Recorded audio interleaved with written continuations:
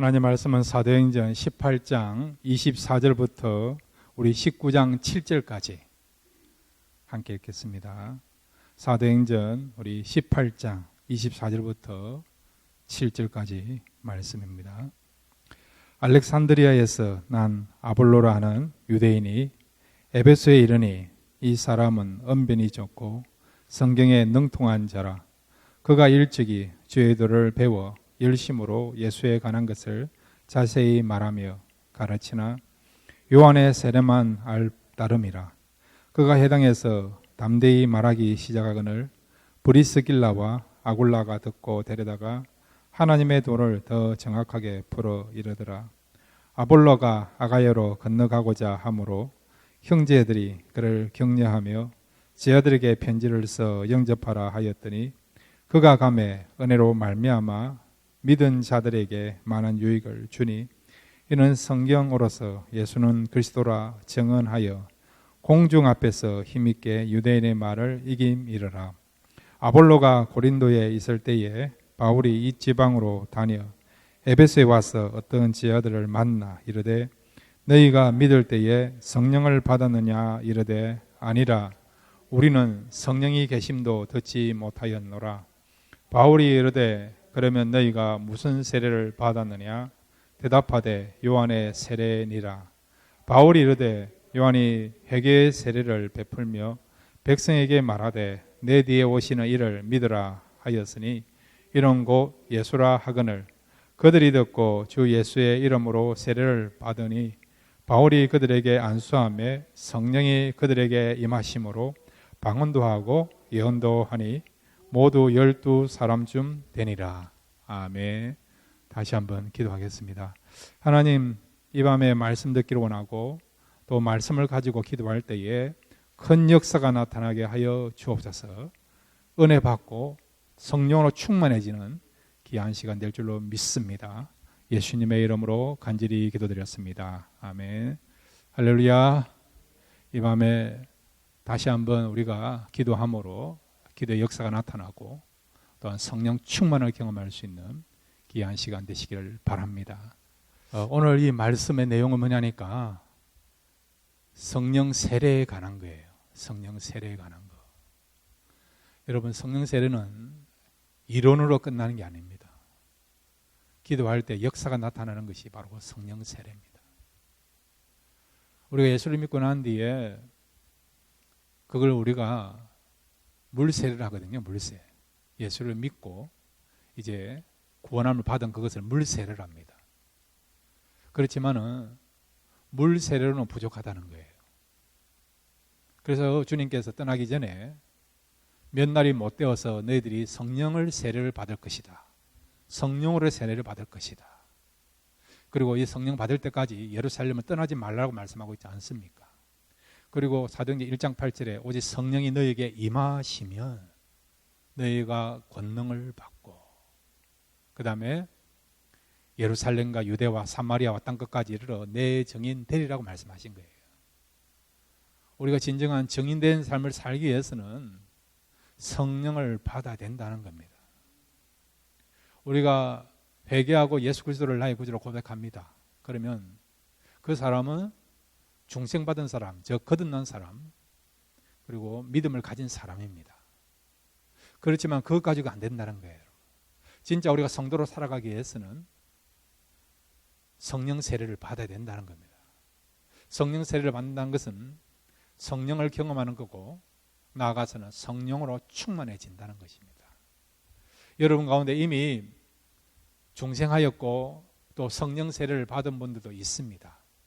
그럼에도 불구하고 우리가 성령 세례를 받았지만은 여전히 성령의 충만함을 우리가 경험하기 위해서는 날마다 기도함으로 성령의 기름 부으심이 나타날 때 우리가 받은 성령 세례의 역사를 통해서 더욱더 우리가 충만해져 가고 그 다음에 또한 하나님의 뜻을 이루가고 또 믿음 가운데 살아가는 그런 저와 여러분 될 줄로 믿습니다.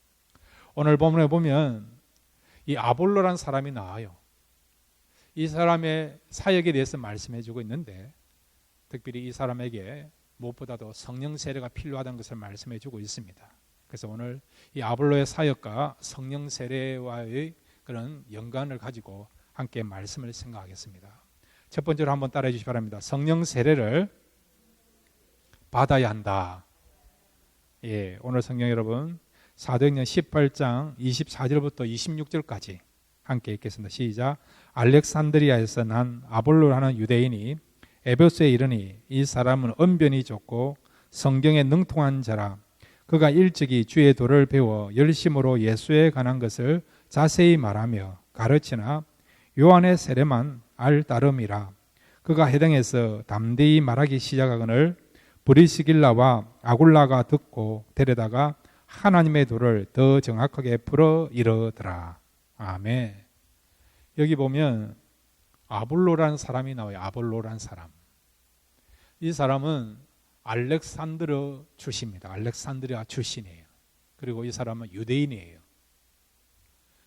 그의 부모가 유대인이었다는 것이죠. 태어난 것은 이스라엘 땅이 아닌 그 당시 여러분 바로 이집트 옆에 있는 알렉산드리아는 그런 도시에서 태어난 사람이 이 아볼로입니다. 그런데 이 사람은 굉장히 언변이 능하고 어릴 때부터 신앙 교육을 받았고 믿음을 가진 사람입니다. 그리고 이 사람은요, 이제 나중에 에베소와 고린도에서 사역하게 되는 사역자로, 목회자로 쓰임받은 사람이 바로 이 아볼로입니다. 아볼로. 이 아볼로가 태어난 이 알렉산드리아는 그 당시 지중해에서요, 지중해 그런 여러 도시를 가운데서 로마 다음으로 큰 도시가 이 알렉산드리아입니다. 알렉산드리아. 큰 도서관에 있는 그런 도시가 이 알렉산드리아고요. 그 다음에 이 알렉산드리아는 여러분 구약 성경이 어떤 언어로 되어 있습니까? 어떤 언어로 구약 성경이 쓰여졌습니까? 히브리죠. 잘 아시면서 다들 겸손하시면서 이야기를 안 하시는데 구약 성경은 히브리어로 되어 있고 신약은 어떤 언어로 되어 있습니까? 헬라어로 있죠. 헬라어. 지금은 영어로 다 번역되어 있고 한국말로도 번역되어 있지만은 그러나 여러분 초대 1세기에는 구약 성경은 히브리어로 되어 있어요. 자, 그런데 여러분 이 구약 성경 39권을 헬라어로 번역해서 쓰여진 책이 있어요. 이걸 70인역이라고 합니다. 70인역. 70인의 사람들이 구약 성경을 썼다 해가지고 70인역 성경이 있습니다. 그런데 이 70인역 성경을 발간한 곳이 어디냐? 바로 이 알렉산드리아. 그만큼 이 알렉산드리아는 학문적으로 굉장히 발달된 도시고 또 철학이 발달하고 있고 수사학이 발달한 그런 도시가 이 알렉산드리아예요. 그리고 여러분 우리가 그 변증가를 하거든요. 변증가 가운데서 오리겐이라든지 그 다음에 어거스틴 들어봤습니까? 어거스틴. 오리겐과 어거스틴을 배출한 도시가 또 이 알렉산드리아예요. 그런 곳에서 태어난 사람이 바로 아볼로라는 사람입니다. 그런데 이 사람은 어릴 때부터 복음을 들었고 예수를 나의 주님으로 믿는 그런 사람이었습니다. 그리고 이 사람이 지금 사도 바울이 에베소를 떠나서 이제 잠깐 다른 지역에서 사역을 하고 있는 그런 상황이었는데 이 에베소로 가가지고요 해당에서 이 아볼로가 복음을 전하는 거예요. 말씀을 전하는 것입니다. 분명한 진리를 전한 것이죠. 그런 진리를 듣고 사람들이 은혜를 받은 거죠. 감동을 받은 것입니다. 수사를 하니까 얼마나 여러분 말을 잘하겠습니까? 논리 있게 설명을 잘하겠습니까? 그런데 이 아볼로가 이 에베소 해당에서 복음을 전하고 또 설교를 하고 말씀을 가르치는데 그 자리에 누가 있었느냐? 바로 고린도에서 사도 바울과 함께 고린도 교회를 시작했던 신실한 평신도 사역자인 누굽니까? 아굴라와 브리스가가 아볼로가 설교하는 그 회당에 참석하게 되게 된 거예요.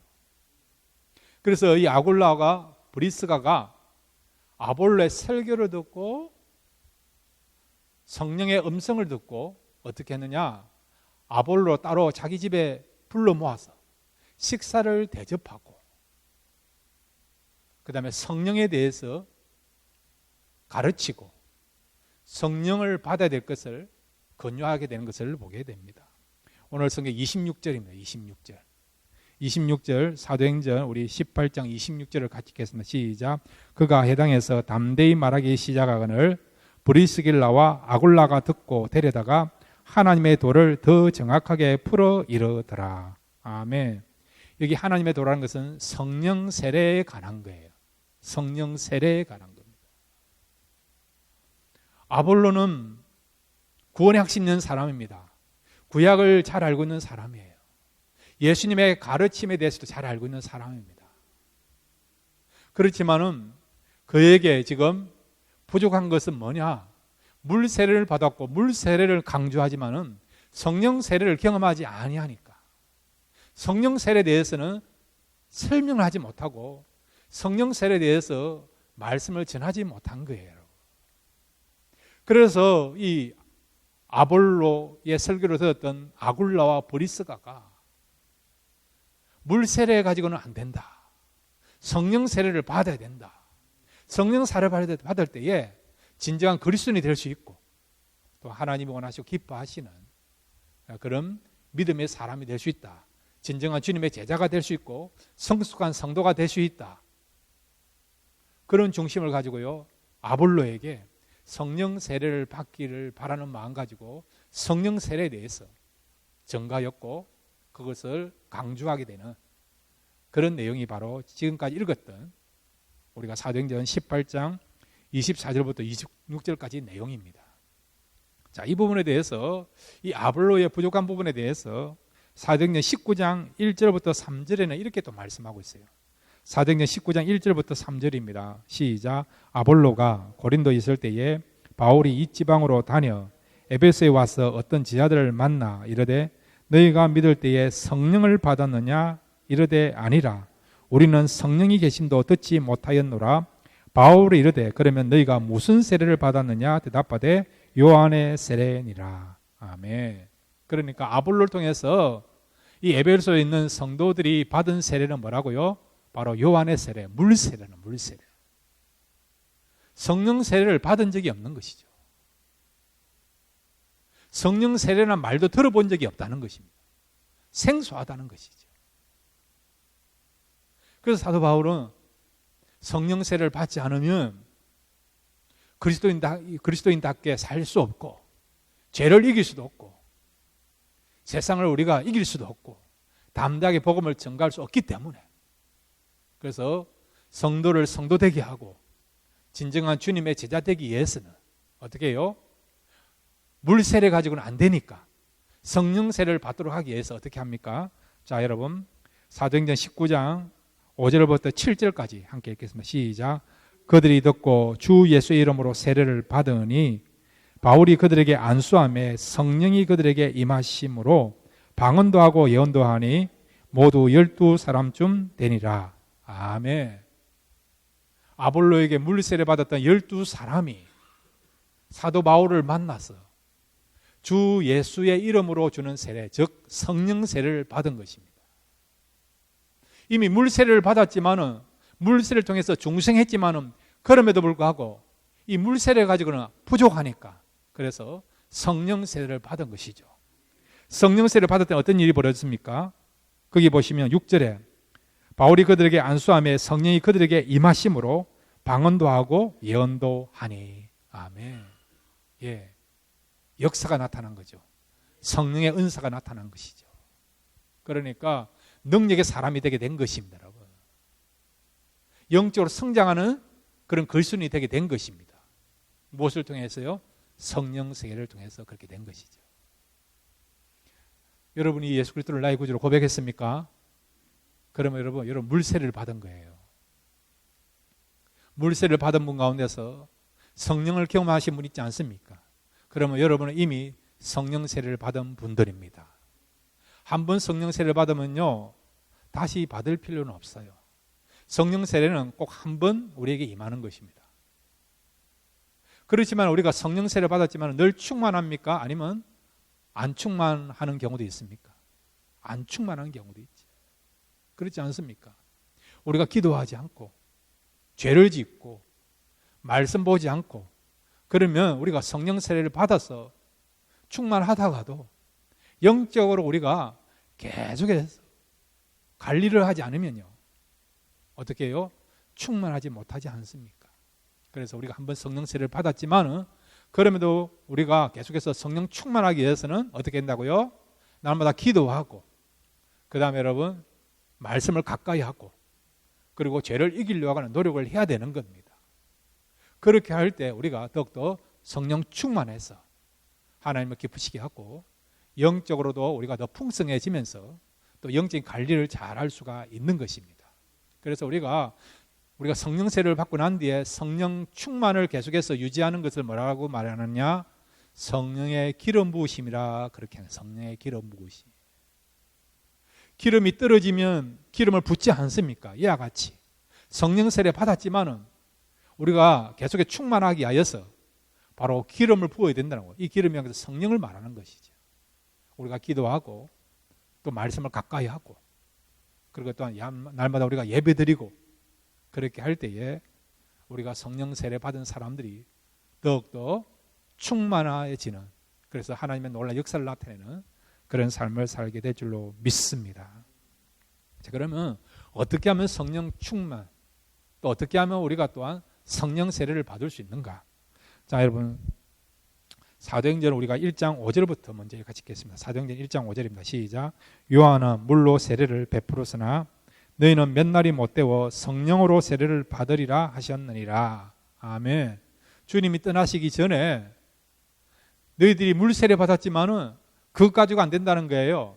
성령 세례를 받아야 된다는 겁니다. 그럼 구체적으로 어떻게 하면 성령 세례를 받느냐? 사도행전 1장 14절에서 15절 말씀을 같이 읽겠습니다. 시작. 여자들과 예수의 어머니 마리아와 예수의 아우들과 더불어 마음을 같이하여 오로지 기도에 힘쓰더라. 모인 무리의 수가 약 120명이나 되더라. 그때 베드로가 그 형제들 가운데 일어서서 이르되. 아멘. 최초의 신약에 성령 세례가 어떻게 임했느냐, 그걸 말하고 있는 거죠. 주님이 성천하신 이후에 120명의 성도들이 마가 요한의 다락방에서 함께 모여서 힘을 다하여서 한 마음을 가지고 성령이 임하기를 바라는, 즉 성령 세례를 받기를 그런 간절히 바라는 마음 가지고 기도한 거예요. 얼마 동안요? 열흘 동안 기도한 것이지. 그러니까 간절하게 사모하는 마음으로 기도할 때 뭐가 임한다고요? 성령 세례를 받는다는 겁니다. 동일하게 여러분, 우리가 간절히 사모하는 마음 가지고 기도할 때에 성령 충만의 역사, 즉 성령의 기름 부음의 역사가 나타나게 될 줄로 믿습니다. 또 여러분 사도행전 2장 38절에 보면 우리가 회개하고 제 사함을 받으면 성령을 선물로 받는다고 말씀하고 있지 않습니까?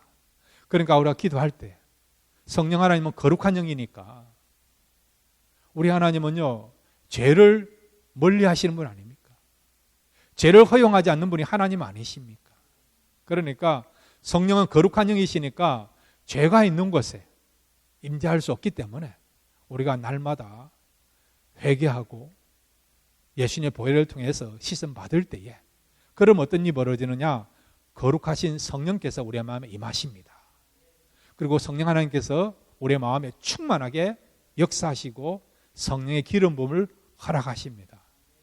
우리가 성령 세례를 처음 받을 때도 철저하게 회개하고 사모하는 마음으로 기도하면 우리가 이렇게 성령 세례를 받고 성령 충만함을 경험하는 것뿐만 아니라 한번 성령 세례를 받아도 마찬가지예요.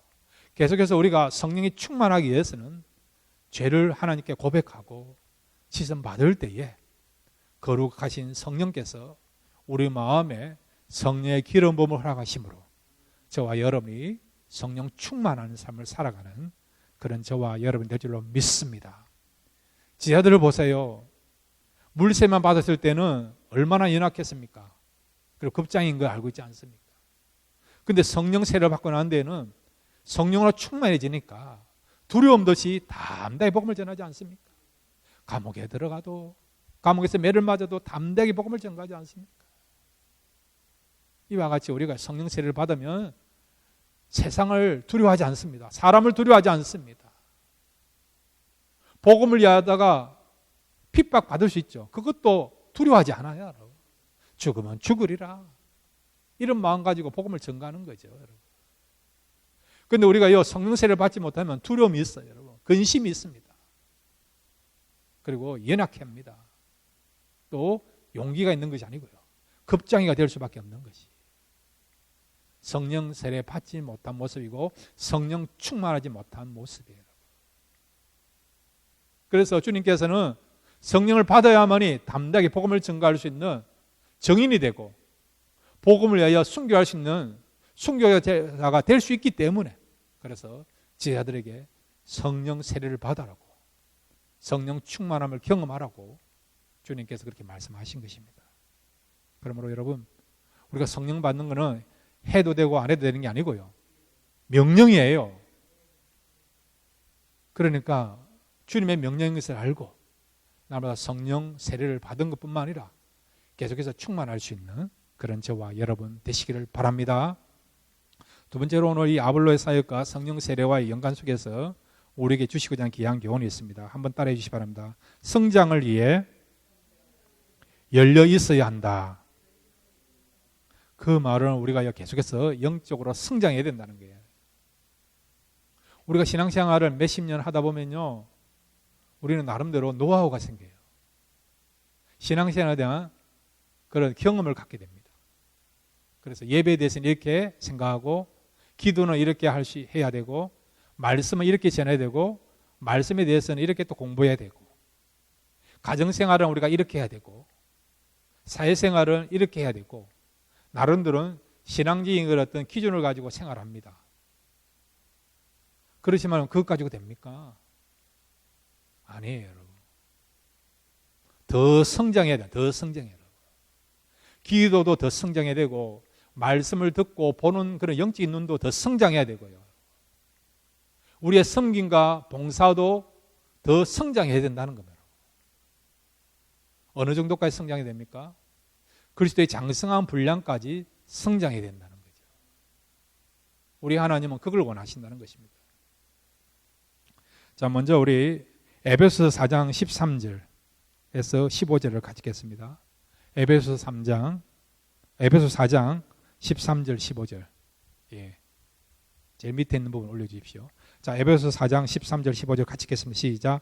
우리가 다 하나님의 아들을 믿는 것과 아는 일에 하나가 되어 온전한 사람을 이루어 그리스도의 장성한 분량이 충만한 데까지 이르려니 오직 사랑 안에서 참된 것을 하여 범사에 그에게까지 자랄지라.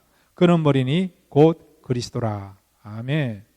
그에게까지 자란다는데 그가 누굽니까? 예수님이죠. 예수님의 수준까지 우리가 자라가야 된다는 거예요. 주님의 장성한 분량까지 우리가 더욱더 성장해 가야 된다는 거예요. 이것이 하나님의 계획이에요.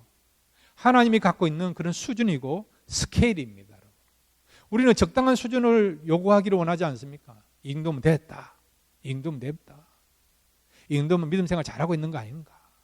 그래도 내가 나름대로 믿음이 자란 것은 아닐까 하면서 여기면 됐다라고 나름대로 어떤 만족하는 경우 있지 않습니까? 안주하려고 하는 면이 있지 않습니까? 그러나 여러분, 그건 우리의 마음이지 하나님의 마음은 아니에요. 하나님은 우리가 더 성장하기를 원합니다.